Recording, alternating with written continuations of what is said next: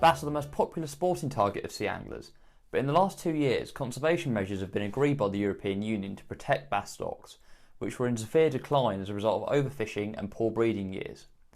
In 2015, anglers were allowed to retain 3 bass per day, but this year there was a complete ban on landing bass by recreational anglers until July, when a limit of only 1 fish per day came into force.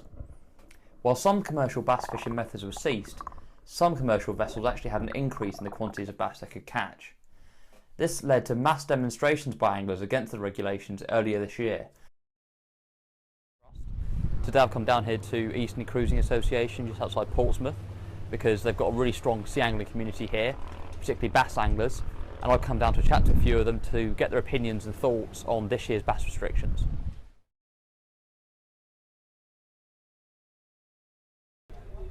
It was nothing to do with conservation at all, what they'd done. And I think it was all totally wrong. Because rod and line fishing is sustainable, nets ain't. And then they increased the size or the weight, the tonnage of what commercial boats can catch. So where's conservation? The rule came in as 3 fish, and obviously the census of people was like no. And now, you know, looking back, we were happy with that really, and now it's gone to 0. That's unfair when the commercial boats have got more fish than what they wanted. You know, they've gone from 1.1 tonne to 1.4 tonne.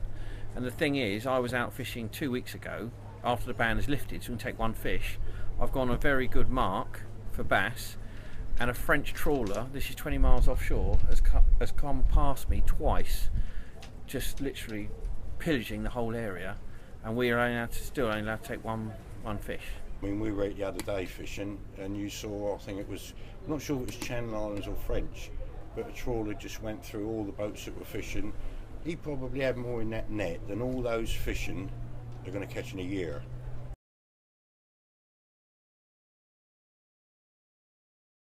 It's so far-reaching when you stop and think about what happens with sport fishing.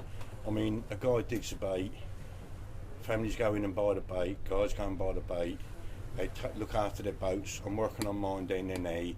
The guy that I was talking to when you came down, he just spent £250 on bits for his trailer. The industry, it spreads out a lot further than just commercial fishing to a market.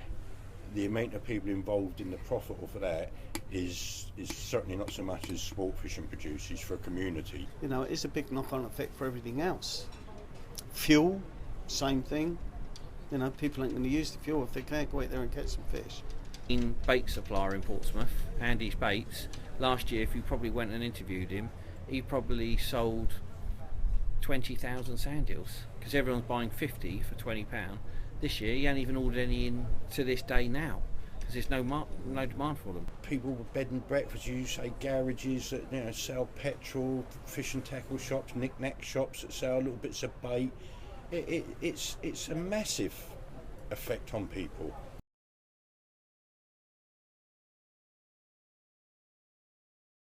It's difficult. I mean, if they said a blanket ban on bass, everybody completely, 2 or 3 years, you could accept it because you know it's actually going to make a difference.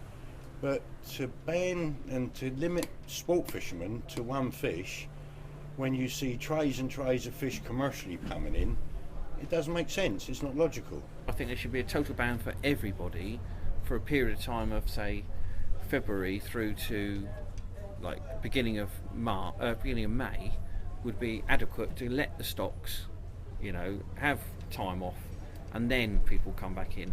We're nowhere near destroying the stock with what we catch and retain.